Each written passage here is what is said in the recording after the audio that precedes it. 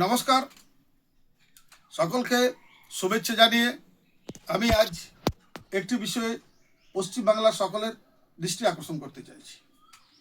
বিষয়টি হলো, আপনারা জানেন যে আরজি করে যে ডাক্তার পড়ুয়া মেয়েটি আজ 1.5 থেকে 2 বছর আগে যাকে ধর্ষণ করে খুন করা হলো, তার মা সক্রিয় রাজনীতিতে যোগ দিতে চলেছেন এবং বিজেপির প্রার্থী হতে চলেছেন। এই বিষয়টি আমরা বিভিন্ন মাধ্যমে জানতে পারছি। আজকের আনন্দবাজার পত্রিকাতেও এই খবরটি এসেছে। আমি এই প্রসঙ্গে সকলের কাছে যে বিষয়টি তুলে ধরতে চাইছি যে আমরা জানি যে আরজি করে মেয়েটি যে হত্যাকাণ্ড হয়েছিল, ধর্ষণ এবং হত্যাকাণ্ড হয়েছিল, যে ঘটনার প্রেক্ষাপটে শুধু পশ্চিমবাংলা নয়, শুধু ভারতবর্ষ নয়, সারা বিশ্ব জুড়ে যার আন্দোলনের ঢেউ উঠেছিল এবং দোষীদের শাস্তির দাবিতে, খুনিদের শাস্তির দাবিতে আপামার জনগণ যেভাবে রাস্তায় নেমেছিলেন, রাত্রি জাগরণ করেছিলেন, সে ঘটনা শুধু অভূতপূর্ব বললে ভুল হয়। সে ঘটনার নজির বিশ্ব জুড়ে আমরা সেটা দেখিনি। তার খুনিদের বিচারের দাবিতে তদন্তর যে প্রক্রিয়া সেটা আমরা দেখেছিলাম বর্তমান সরকারের দ্বারা বারবার বাধাপ্রাপ্ত হয়েছিল পুলিশের দ্বারায়।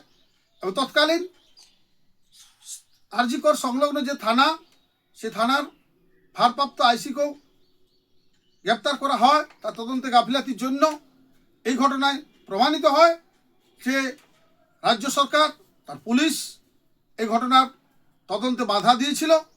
তদন্তের বিষয়টিকে তারা মানুষের দৃষ্টি থেকে দূরে নিয়ে চলে গিয়েছিল, যার জন্য আমরা আজও প্রকৃত অপরাধীরা সাজা পায়নি।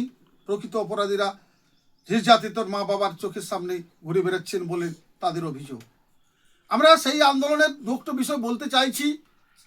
যে আন্দোলন সারা দেশ, সারা রাজ্য তথা আমাদের সিমলাপালেও আমাদের হয়েছিল, এখানেও রাত্রি জাগরণ এবং মিছিল হয়েছিল অরাজনৈতিকভাবে, এলাকার মানুষ অংশগ্রহণ করেছিলেন।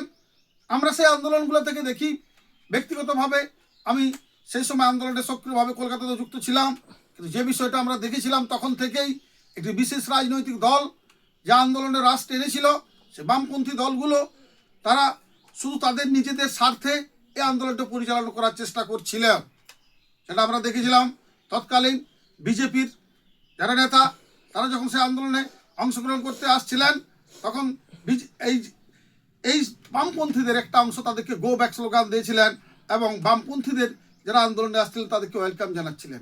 তখনই আমরা আতঙ্কিত হয়েছিলাম, তখনই আমরা বুঝতে পারছিলাম যে আন্দোলনটা ভুল পথে পরিচালিত হতে চলেছে, সংকীর্ণ স্বার্থে পরিচালিত হতে চলেছে, যেটা আজকে অভয়ার মা, নির্যাতিতার মা বাবা বুঝতে পারছেন। তা তাদেরকে ধন্যবাদ এবং অভিনন্দন। আমরা বলছি তার প্রার্থী হওয়ার ঘটনাকে বর্তমানে সিপিএম, তৃণমূল সহ যে দলগুলি বিভিন্নভাবে সামাজিক মাধ্যমে ট্রোল করছেন, এই ঘটনার নিন্দা করি। আমি এই বিষয়ে কয়েকটা ঘটনা বলতে চাইছি। আপনারা জানেন এই পশ্চিমবাংলায় বামপন্থা বলে রিজনার বলে একজনের হত্যাকাণ্ড হয়েছিল। যে হত্যাকাণ্ড পশ্চিমবাংলা আলোড়ন হয়েছিল এবং সেই রিজনারের মাকে তৃণমূল কংগ্রেস মমতা ব্যানার্জি প্রার্থী করেছিলেন।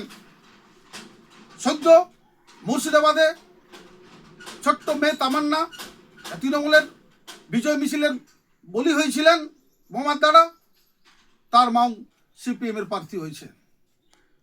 আর যখন আরজি কর কাণ্ডের নির্যাতিতার মা বিজেপির প্রার্থী হতে চলেছেন, তখন তাকে যারা ট্রোল করছেন সিপিএম তৃণমূলরা, আমি তাদের সামনে একটা প্রশ্ন রাখছি, যদি তামান্নার মা প্রার্থী হতে পারেন, যদি রিজানুরের মা প্রার্থী হতে পারেন, তাহলে আরজি করে নির্যাতিতা মা কেন প্রার্থী হতে পারবেন না? তিনি কি হিন্দু বলে? আমি আপনাদের সামনে সরাসরি এই প্রশ্নটা রাখছি যে আরজি করে যে নির্যাতিতা, তার মা যে প্রার্থী হতে চাইছেন, আপনারা যে ট্রোল করছেন, কিন্তু আপনারা পূর্বের ঘটনায় কেন এই বিষয়গুলো বলেননি? রাজনীতি, প্রার্থী হওয়া, রাজনীতিতে যোগ দেওয়া মানুষের একান্ত ব্যক্তিগত ব্যাপার। তাই আমি প্রত্যেকের কাছে, রাজনৈতিক সচেতন প্রত্যেক মানুষের কাছে আবেদন রাখছি, এই নির্যাতিতার মা এই অভয়ের মা যে প্রার্থী হতে চলেছেন তাকে আমরা স্বাগত জানাতে চাই, এবং তিনি চান যে তার মেয়ের বিচার এই রাজ্য পুলিশের দ্বারা হবে না, তাই তিনি ক্ষমতার বদল চান। যারা এই আরজি কর কাণ্ডে প্রতিবাদে নেমেছিলেন, যে সমস্ত মানুষ এই ঘটনাকে সমর্থন করেননি, দোষীদের শাস্তি চান, আমি আজ তাদের সকলের কাছে অনুরোধ এবং আবেদন জানাচ্ছি, আসুন অভয়ের মায়ের সাথে মিলিয়ে তাল মিলিয়ে আমরাও চাই অপরাধী শাস্তি। এই অপরাধী শাস্তি হতে গেলে আজ যারা বুঝছেন এই তৃণমূল কংগ্রেসের সরকারকে বিসর্জন দিতে হবে, তবেই প্রকৃত তদন্ত হবে।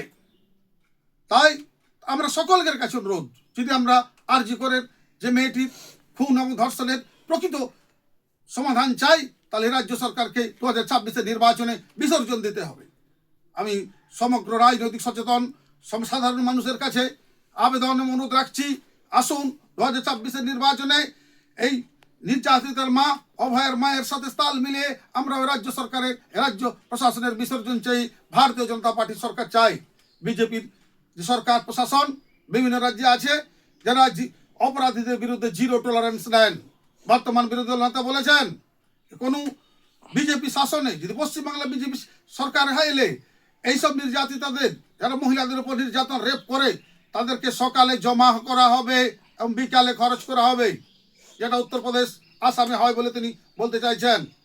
বিজেপি যে প্রকৃত অর্থে এই নির্যাতিতের বিরুদ্ধে, অপরাধীদের বিরুদ্ধে, সেটা দেরিতে হলেও অভয়ের মা, নির্যাতিতের মা বুঝছেন। তাকে ধন্যবাদ, অভিনন্দন, এবং পশ্চিমবাংলার সকল রাজনৈতিক সচেতন মানুষের কাছে আবেদন, আসুন আমরাও চাই প্রকৃত অপরাধী শাস্তি হোক, পাক, প্রকৃত তদন্ত হোক। তাই রাজ্য প্রশাসনের বিসর্জন চাই 2026-এ। সকলকে অভিনন্দন ও ধন্যবাদ জানিয়ে আমি আমার এই সংক্ষিপ্ত বক্তব্য, সামাজিক মাধ্যমের সংক্ষিপ্ত বক্তব্য এখানে শেষ করছি। নমস্কার। ভারত মাতা কি জয়। বিজেপি জিন্দাবাদ।